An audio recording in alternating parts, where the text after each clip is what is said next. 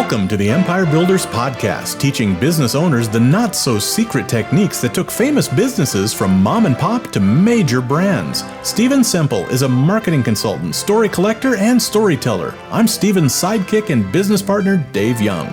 Before we get into today's episode, a word from our sponsor, which is, well, it's us. But we're highlighting ads we've written and produced for our clients. So here's one of those. I named Aurora Pro Services after mi mamita Aurora. As a little guy growing up in Colombia, my grandmother was the most important person. That's Oscar from Aurora Pro Services.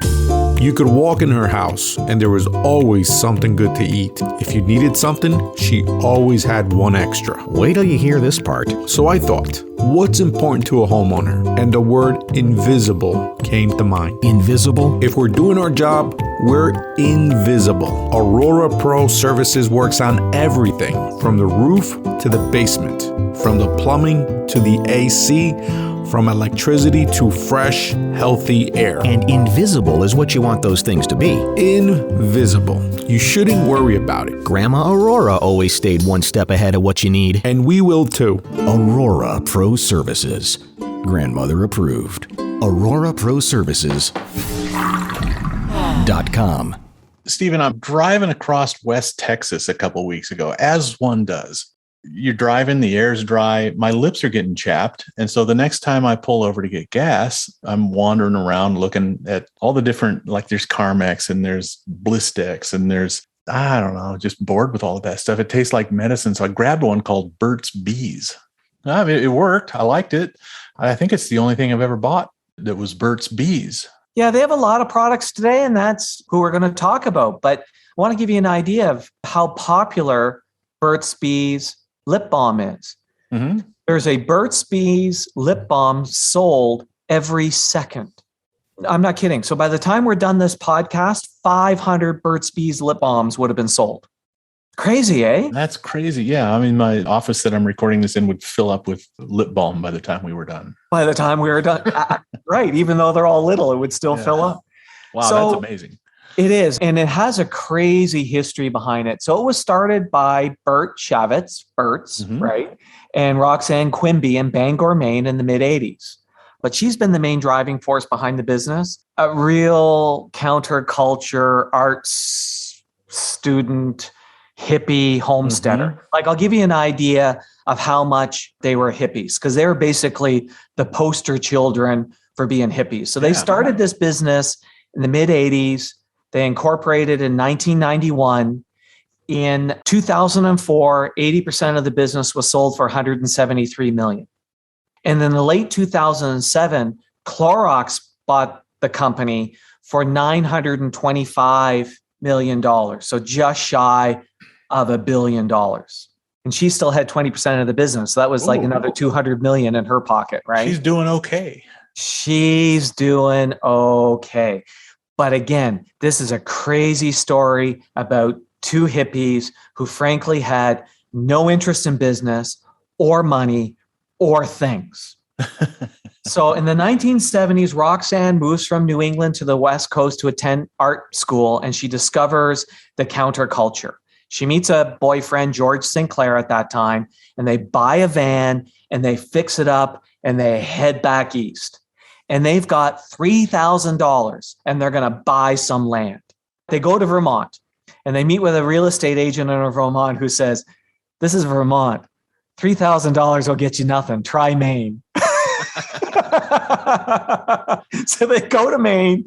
They go to Maine for $3,000 in Maine. They buy 30 acres of land in the frickin' middle of nowhere. And they build this simple house.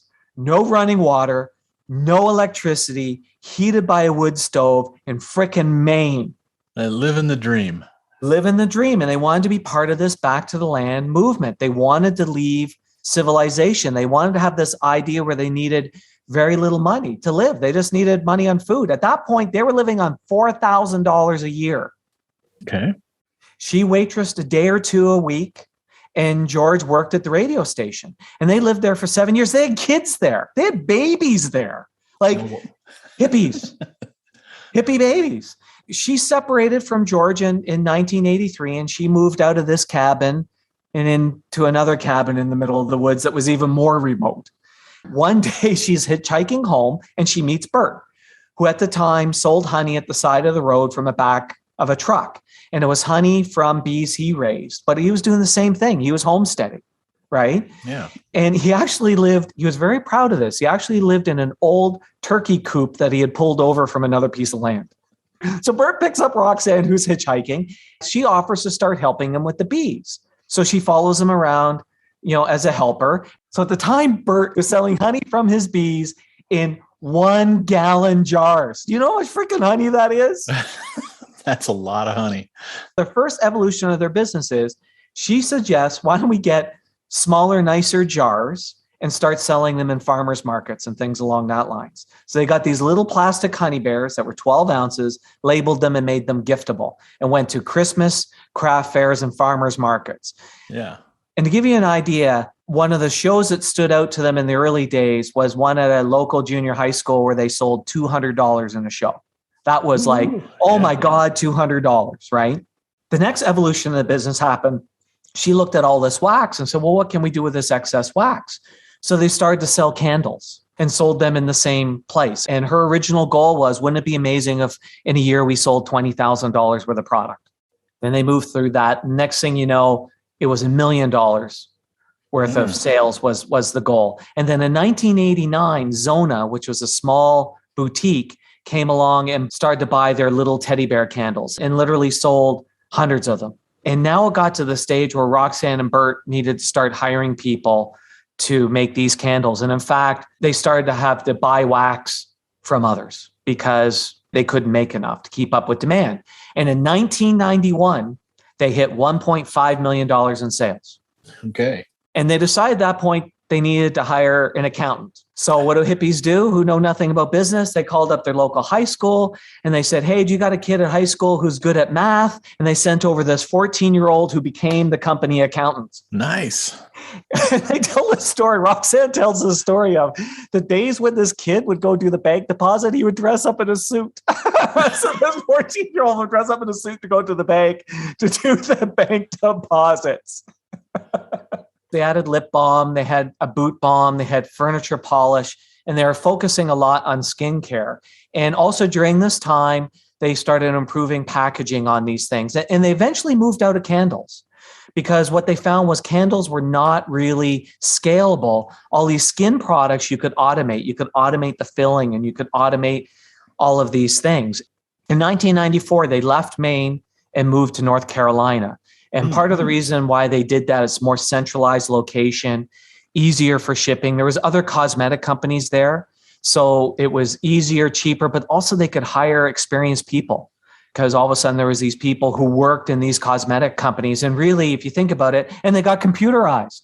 They're running this little factory. But you know what? They're still bootstrapping things because they were buying used equipment, like one of the pieces of equipment they had used to be used for making mashed potatoes. Burt figured out a way to adapt it for filling lip balm and things along that lines. Oh, and at this time, they were selling in small independent gift shops. But here's where things started getting really brilliant. They marketed, not through advertising, they marketed by giving away small samples of the product to people and to companies. They believed they had a superior product, and if they could get it in people's hands, people would buy. And that's what they did. And they also created a gift catalog, but that gift catalog was full of stories about Burt, his bees, and their dog. And again, what do we tell people? It's not about your product, it's stories you tell. Yeah. So it was the stories about Burt. It was stories about the bees. It was stories about the dog. Entertainment is the currency of attention. It is. So we go back to, it was 1991, 1.5 million in sales. Now we hit 1998. They're starting this new marketing plan. Sales hit $8 million and they're selling 100 products in 4,000 locations. 1999, for a bunch of personal reasons, Roxanne buys out Burt. Here's where things get interesting. 1998, 8 million in sales. 1999, 13.8 million in sales. 2000, 30 million in sales. 2001, 60 million in sales. I want to remind you, there was a time where a $200 sale was like You know what's where my mind is this 14-year-old kid still the controller? Is he? I have no idea. That'd be a great question. CFO of this $30 million company now? I have no idea.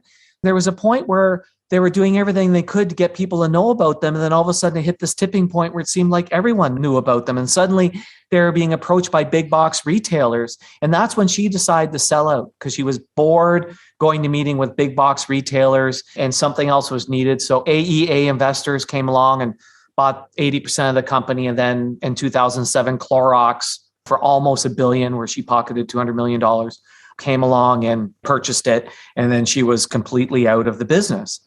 But what's interesting here, and this is a lesson that I think comes from Burt's Bees. Stay tuned. We're going to wrap up this story and tell you how to apply this lesson to your business right after this.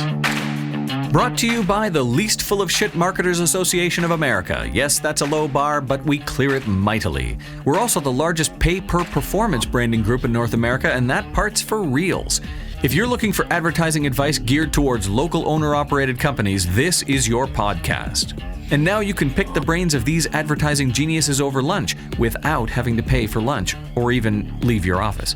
We're talking 90 minutes of straight answers to all your burning questions about lead generation, customer acquisition, mass media branding, how to get off the paper crack treadmill, anything you want. And the only coin required is candor. Because we can't give no bullshit advice without basing it off no BS data on your company, competitive landscape, operations, and all that jazz. We send you a pre-Zoom questionnaire. You fill it out candidly, and boom, Bob's your uncle. You're in like Flynn, and we'll be frank as fuck in giving you the straight scoop on all the advertising and business growth questions you always wanted to know, but were too afraid to ask. You'll also get our no pitching and no bitching guarantee. No pitching means we won't pitch you or try to sell you in any way. If you want more after 90 minutes, you'll have to ask. And no bitching means if you don't think the meeting was worth your 90 minutes, we'll send you $100. Consider it us picking up the tab for lunch and putting our money where our mouth is. Sound like a not so full of shit offer? Well, that is what we're known for. Take us up on it at empirebuildersprogram.com. Let's pick up our story where we left off, and trust me, you haven't missed a thing. And this is a lesson that I think comes from Burt's Bees, is they did a pull strategy in their marketing. It was not just get stuff in stores, but by giving these free samples, it got people asking for the product. And what Roxanne knew is if somebody walked into a boutique and said, have you got any Burt's Bees? That boutique will want to carry Burt's Bees. Mm-hmm. It was very much that pull strategy. Market to the consumer, get the consumer liking your product, tell stories that the consumer relates to, and the consumer will go to the store and say, hey, have you got any of? And a smart retailer will stock it. And if they have it, the customer will buy it and they'll restock it.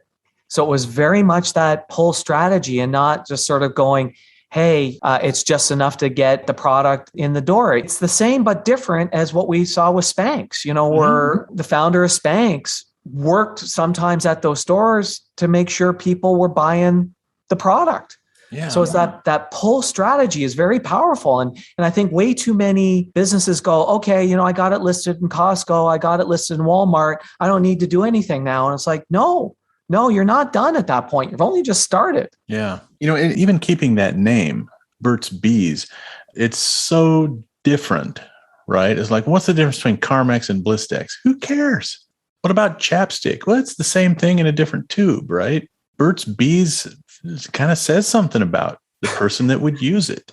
Even if Clorox owns it, I bought it. I didn't know that, but it kind of says, maybe I've got that kind of hippy dippy kind of outlook. Well, you do have the ponytail. Yeah, exactly. And it's even funny how they came up with the name Burt's Bees is that Burt would have these beehives and he would move them around. And what did he paint on the side of the beehives to mark that it was his beehives? Burt's Bees. Yeah, those are my bees. Those are my bees. Stay away from my bees. What a great story. I'm sitting here very happy for her. Yeah, and she's gone on. She's got foundations that she's doing for, conservation and things along that lines. She really is a very interesting lady. And if you ever have a chance to hear an interview with her, it'll be entertaining. She's got some hilarious stories from the homesteading days. Still a hippie. Just a very wealthy hippie. Just a very wealthy hippie. That's right. Thanks for listening to the podcast. Please share us, subscribe on your favorite podcast app, and leave us a big, fat, juicy 5-star rating and review at Apple Podcasts. And if you'd like to schedule your own 90-minute empire building session, you can do it at empirebuildingprogram.com.